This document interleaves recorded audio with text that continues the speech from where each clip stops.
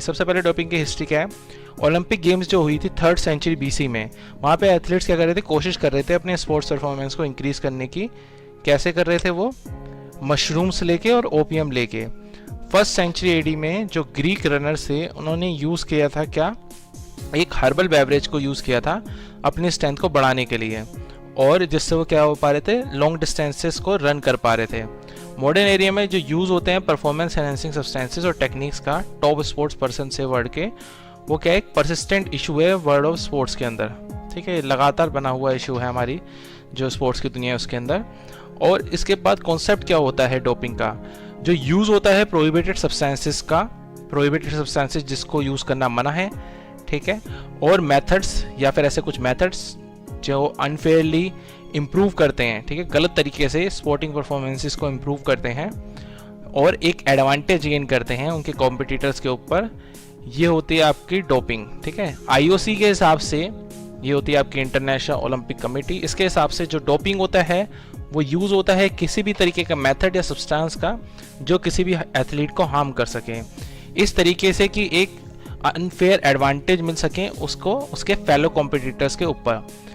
WADA के अनुसार जो डोपिंग है उसको क्या बताया गया, ओकरेंस बताया गया एक या उससे ज़्यादा एंटी डोपिंग रूल वायलेशंस का, जो हुआ था आर्टिकल 2.1 से through article 2.8 of the code.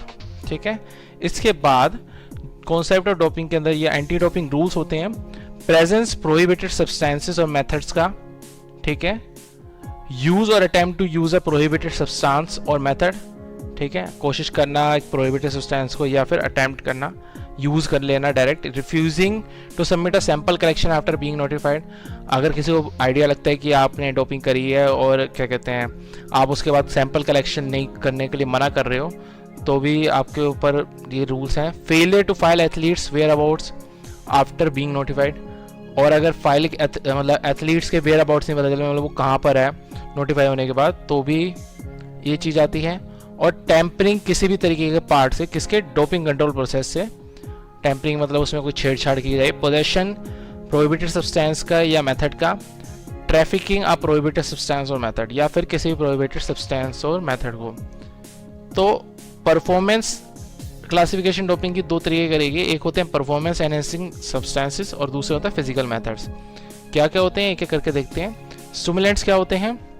Stimulants वो ड्रग्स होते हैं जो एनहेंस कर देते हैं किसको, अलर्टनेस और फिजिकल एक्टिविटी को, हमारे हार्ट रेट को इंक्रीज करके और ब्रीदिंग रेट को और फंक्शंस को भी ब्रेन के। ये बॉडी को स्टिमुलेट कर देती है फिजिकली और मेंटली। ठीक है, इफेक्ट्स क्या होते हैं इसके, माइंड मोर अलर्ट हो जाता है। और लेकिन इस कैसे कैसे होता है माइंड मोर अलर्ट हो जाता है, कैसे, इंजेक्शन का यूसेज करके। एग्जाम्पल इसका क्या है, कोकेन। और आप क्या कर सकते हो, फैटीग की फीलिंग को रिड्यूस कर सकते, कैसे, नेसल स्प्रे करके। और क्या एग्जांपल है इसके, एफिड्राइन। और ज़्यादा एग्रेसिव हो जाते हो आप, यूसेज क्या करते हो, ओरली आप इसे लेते हो, जैसे कि एड्राफिनिल या एम्फेटामाइंस। ठीक है, इसके बाद ये स्टिमुलेंट से, इसके बाद एनाबॉलिक स्टेरॉइड्स होते हैं, ये स्टिमुलेट कर देते हैं ग्रोथ ऑफ मसल्स को, बढ़ा देते हैं एकदम से मसल्स की ग्रोथ को, और एथलीट को मदद करते हैं ताकि वो हार्डर ट्रेन कर सकें और रिकवर कर सकें बहुत तेज़ी से। मसल पावर और स्ट्रेंथ बढ़ने से उनकी परफॉर्मेंस भी बढ़ जाती है। तो इफेक्ट्स क्या होते हैं इसके, मसल पावर ग्रोथ बढ़ जाती है। ठीक है, मसल पावर की ग्रोथ हो जाती है। कैसे यूज़ होता है, इंट्रामस्कुलर इंजेक्शन के थ्रू, जैसे कि ड्रोस्टेनोलोन एग्जाम्पल इसका। मसल साइज की भी ग्रोथ हो जाती है, ओरली इसका यूज़ करते हैं। कौन सा इसका एग्जाम्पल है, मेटेनोलोन। इसके बाद रैपिड रिकवरी के लिए भी हम इसका यूज़ करते हैं, और इसके लिए हम किसका यूज़ करते हैं, ऑक्जेंड्रोलोन। ये सारे एनाबॉलिक स्टेरॉइड्स के एग्जाम्पल हैं। पेप्टाइड हार्मोन क्या होते हैं, ये कुछ सब्सटेंसेस होते हैं जो हमारे ग्लैंड्स प्रोड्यूस करते हैं बॉडी के अंदर, और ये ऑक्सीजन को लेते हैं और सर्कुलेट करते हैं हमारे ब्लड के अंदर। ये प्रोडक्शन RBC की बढ़ा देते हैं, इससे वजह से क्या होता है, जो ग्रोथ होती है मसल्स की वो इंप्रूव हो जाती है। एडिशनल इनटेक करते हैं अगर इन हार्मोन्स का, तो इससे क्या होती है, परफॉर्मेंस एनहेंस हो जाती है। और ये हमें इसलिए प्रोहिबिटेड है कंपटीशन के अंदर या बाहर। ठीक है, इफेक्ट्स इसके क्या होते हैं, RBC के इंक्रीज हो जाता है यूसेज इंजेक्शन के थ्रू या ओरली। और एग्जांपल्स के एंथ्रोपोइटिन, EPO, insulin, human growth hormones. Effects और भी हैं, मसल ग्रोथ और हार्मोनल इम्बैलेंस। ठीक है, इसके बाद बीटा-2 एगोनिस्ट, ये ड्रग्स होते हैं जनरली यूज़ किए जाते हैं अस्थमा को ट्रीट करने के लिए, और ये मसल्स को रिलैक्स कर देते हैं। कि जो जो भी सराउंड करती है एयर को, एयरवे को और ओपनिंग एयर पैसेज को। इससे क्या होता है, ऑक्सीजन ज़्यादा पहुंच पाती है ब्लड के अंदर और ये एनहेंस कर देता है रेस्पिरेटरी फंक्शन को और उनकी कैपेसिटी को भी बढ़ा देता है स्टेनलेस एफर्ट के लिए और शॉर्टन रिकवरी टाइम के लिए। इफेक्ट्स इसके होते हैं, ऑक्सीजन बढ़ जाती है ब्लड के अंदर, एयर पैसेज खुल जाता है, रैपिड रिकवरी होती है। यूसेज इसके इनहेलर्स ओरली होते हैं। एग्जाम्पल इसके एसीबुटोलोल, बेटक्सोलोल और कार्टियोलोल। ठीक है, ये देख सकते हैं आप। इस तरीके से हम ये ले रहे हैं, यहाँ पे वेंटोलिन को लिया जा रहा है। ठीक है, और बीटा 2 एगोनिस्ट का ही एग्जाम्पल है ये। और ये जाते हैं तो ये एयर पैसेज खुल जाते हैं, आप देख सकते हैं फिगर के अंदर किस तरीके से। इसके बाद नार्कोटिक्स क्या होता है, ये क्या होता है, ये रिड्यूस कर देता है या पेन को एलिमिनेट कर देता है इंजरी से। ठीक है, ये एथलीट्स को अलाउ करता है कि वो परसिस्टेंट एफर्ट करते रहते हैं ज़्यादा टाइम तक। ठीक है, नार्कोटिक्स का यूज़ करके कह सकते हैं वो इंजरी को इग्नोर कर सकते हैं। एथलीट्स फर्दर इंक्रीज कर लेता है अपनी बॉडी को डैमेज करने का, मतलब ओवरऑल उनकी बॉडी को नुकसान होता है। इससे एंजाइटी भी कम हो जाती है और परफॉर्मेंस एनहेंस हो जाती है। पेन को रिड्यूस कर देता है, स्टेमिना इंप्रूव कर देता है और एंजाइटी भी कम हो जाती है। यूसेज इसका कैसे कैसे होता है, इंजेक्शन के थ्रू, ओरली और इनहेल करके। एग्जाम्पल इसके मोरफाइन, हीरोइन, पेथाइडाइन होते हैं। इसके बाद होता है डायूरेटिक्स। ये वो नॉन परफॉर्मिंग एनहेंसिंग ड्रग्स हैं जो यूज़ किए जाते हैं स्पोर्ट्स में फ्लूइड्स को रिमूव करने के लिए, जैसे कि वाटर को हमारी बॉडी से निकालने के लिए। ये यूज़ किए जाते हैं बॉडी वेट को रिड्यूस करने के लिए बहुत तेज़ी से, वेट लिफ्टिंग में, बॉक्सिंग में और रेसलिंग में। ये ड्रग्स यूज़ किए जाते हैं एंटी डोपिंग टेस्ट को इवेट करने के लिए, मतलब उनसे बचने के लिए। ये ड्रग्स यूज़ करते हैं एथलीट्स कंपटीशन के अंदर भी और कंपटीशन के बाद भी। ठीक है, और इफेक्ट्स इसके क्या होते हैं, इफेक्ट्स इसके होते हैं रैपिड वेट लॉस। ठीक है, और रिमूव कर देते हैं फ्लूइड को बॉडी से, और एंटी डोपिंग टेस्ट को भी वेट कर देते हैं, बच जाते हैं इससे। इसके बाद ओरली और बायो इंजेक्शन से आप यूज़ कर सकते हो, जैसे कि डेक्साट्रेन, एमाइलोराइड और कैनरियोन। तो ये तरीके के आपके होते हैं।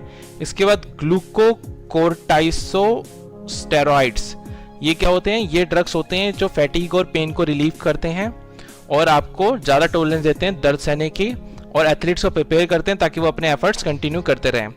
फिर होते हैं कैनाबिनॉइड्स। ये वो साइको एक्टिव केमिकल्स होते हैं जो फीलिंग कोज करते हैं, रिलैक्सेशन की, आराम मिलता है। हाशीश और मरीजुआना इसके एग्जाम्पल्स हैं और इनका यूज़ प्रोहिबिटेड है कॉम्पिटिशन्स के अंदर।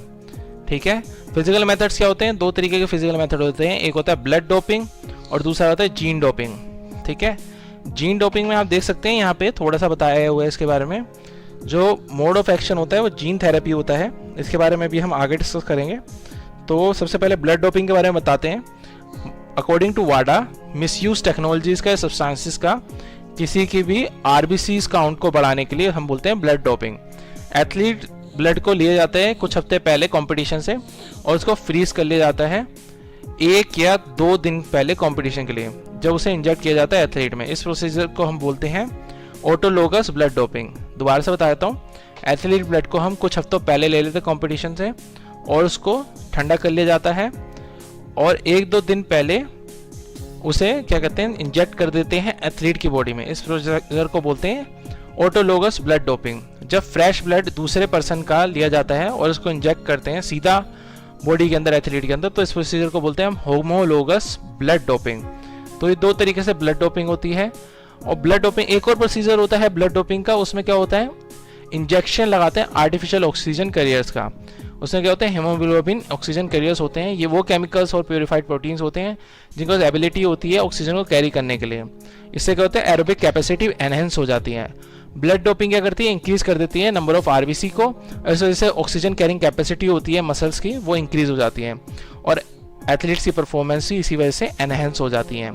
इसका जीन डोपिंग क्या होती है, ये मैनिपुलेशन होती है सेल्स की या जीन्स की, ताकि क्या हो सके, बॉडीज की स्पोर्ट्स मतलब कोई भी एथलीट है उसकी बॉडी की स्पोर्ट्स परफॉर्मेंस बढ़ जाए। ठीक है, modifying genes enable faster reaction and increase physical strength. अगर जीन को आप मॉडिफाई कर देते हो तो उससे फास्टर रिएक्शन और फिजिकल स्ट्रेंथ ही बढ़ जाती है। ये बेस्ड होते हैं प्रिंसिपल्स के जीन थेरेपी के, और जीन थेरेपी एक वाइटल रोल प्ले करती है ग्रोथ में और डेवलपमेंट के, किसके, मस्कुलो स्केलेटल स्ट्रक्चर्स के। ये स्पीड अप कर देते हैं रिपेयर को, इंजरीज को और मसल्स को, टेंडेंस और लिगामेंट्स को। ठीक है, प्रोहिबिटेड सब्सटेंसेस मेथड, जो सब्सटेंसेस और मेथड जो बैंड है, प्रोहिबिटेड है यूज से स्पोर्ट्स में, ये वो होते हैं प्रोहिबिटेड सब्सटेंसेस और मेथड्स जो वाडा है वो रेस्पॉन्सिबल है मेंटेन करने के लिए और अपडेट करने के लिए सब्सटेंसेस को और मेथड्स को एनुअली। और अगर कोई सब्सटेंस या मेथड यूज़ करता है कोई भी एथलीट थेरेपेटिक यूज़ के लिए, तो वो परमिशन लेगा कंसर्न्ड अथॉरिटी से। इस केस में फिजिशियन को वेरीफाई करना पड़ेगा कि एथलीट को क्या कहते हैं वाइटल हेल्थ प्रॉब्लम हुई कि बिना किसी ड्रग से मतलब हो रही है और कोई दूसरा सुटेबल अल्टरनेटिव नहीं है। ठीक है, यही दोनों चीज़ें वेरीफाई करने के बाद ही उसे अलाउड किया जाएगा। प्रोहिबिटेड सब्सटेंस मेथड्स देख सकते हैं आप यहाँ पे जो सब्सटेंस प्रोहिबिटेड है हर समय या फिर in and out of the competition. ठीक है, तो देख सकते हैं जो एनाबॉलिक स्टेरॉइड्स होते हैं ये रीजन क्या होता है इसका परफॉर्मेंस को एनहांस कर देता है। इसके सीरियस साइड इफेक्ट्स होते हैं, एग्जांपल होते हैं इसके ड्रोस्टेनोलोन और मेटेनोलोन। इसके साइड इफेक्ट्स बहुत ज़्यादा सीरियस होते हैं इसलिए बैन है। पेप्टाइड हार्मोन्स ये मसल ग्रोथ और स्ट्रेंथ को बढ़ा देता है और इससे आरबीसी काउंट भी बढ़ जाती है। एराइथ्रोपोएटिन ईपीओ ह्यूमन ग्रोथ हार्मोन एचजीएच ये सब इससे बनता है। बीटा टू एगोनिस्ट ये रेस्पिरेटरी एफिशिएंसी को बढ़ा देते हैं। एक्सीबुटोलोल बिटक्सोलोल और डायूरेटिक्स में मैंने आपको बताया था इवेट्स करते हैं। ये एंटी डोपिंग टेस्ट को सबसे अच्छा तरीका होता है बचने का, लेकिन आपको यूज इन डोपिंग करनी ही नहीं चाहिए। अनफेयरली मैनेज करता है बॉडी वेट को। ठीक है, डेक्स्ट्रन और प्रोबेंसेड हार्मोन्स और मेटाबॉलिक मॉड्यूलेटर्स इंटरफेयर करता है आपके फंक्शन से, किसके एस्ट्रोजोन के। टेमोक्सिफेन और क्लोमीफेरन इसके एग्जाम्पल हैं। इसके बाद आप ये देख सकते हैं कुछ मेथड्स हैं जो प्रोहिबिटेड है हर समय। ब्लड डोपिंग ये आरबीसी काउंट्स को बढ़ा देता है, ऑक्सीजन को एनहेंस कर देता है, ऑक्सीजन कैरिंग कैपेसिटी को। Autologous, homologous, artificial oxygen carriers ये 3 मेथड होते हैं। जीन डोपिंग बहुत ही ज़्यादा सिग्निफिकेंट होती है ग्रोथ और डेवलपमेंट के, किसके मस्कुलो स्केलेटल स्ट्रक्चर की। जीन डोपिंग एग्जाम्पल है इसका। केमिकल और फिजिकल मैनिपुलेशन कैसे कर सकते हैं, ये अटेम्प्ट होता है आपके टेम्पर करने के, किसकी वैलिडिटी को, कलेक्टेड सैंपल को। इसे बोलते हैं मैनिपुलेशन, मतलब कि आप कोई छेड़छाड़ कर रहे हो जो भी आपका सैंपल कलेक्ट हो उसके साथ में। सब्सटेंसेस जो प्रोहिबिटेड है कंपटीशन के अंदर, ये सिर्फ कंपटीशन के अंदर ही बैंड है। ठीक है, वो कौन कौन से हैं। स्टिमुलेंट्स बैंड है, ये इंप्रूव करते हैं परफॉर्मेंस को, माइंड और बॉडी को स्टिमुलेट करके आर्टिफिशियली। ठीक है, रीज़न है इसलिए इसे बैन कर रखा है। और एग्जाम्पल इसका क्या होता है, एम्फेटामाइंस और एफेड्रा।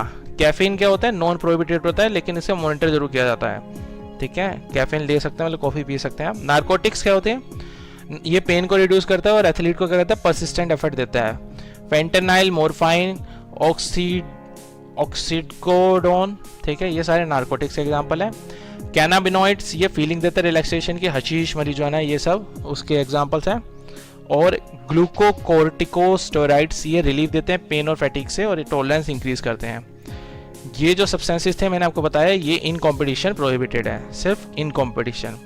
इसके बाद ये सब्सटेंसेस क्या हैं प्रोहिबिटेड कुछ पर्टिकुलर स्पोर्ट्स में, जैसे कि अल्कोहल, इथेनॉल जो होता है ये प्रोहिबिटेड है किसके अंदर, आर्चरी और कराटे के अंदर। और जो बीटा ब्लॉकर्स होते हैं ये आपका प्रोहिबिटेड है आर्चरी, शूटिंग और गोल्फ के अंदर। ये सब्सटेंसेस क्या करते हैं, हार्ट रेट को लो कर रखते हैं, इससे क्या होता है, ट्रेम्बल जो होता है हाथ में वो रिड्यूस होता है। ठीक है, तो अगर हाथ आपके कांपेंगे नहीं तो आप आर्चरी में ज़्यादा अच्छे से निशाना लगा सकते हो। ठीक है, इस वजह से ये चीज़ का आपको एडवांटेज ना मिले इसलिए प्रोहिबिटेड।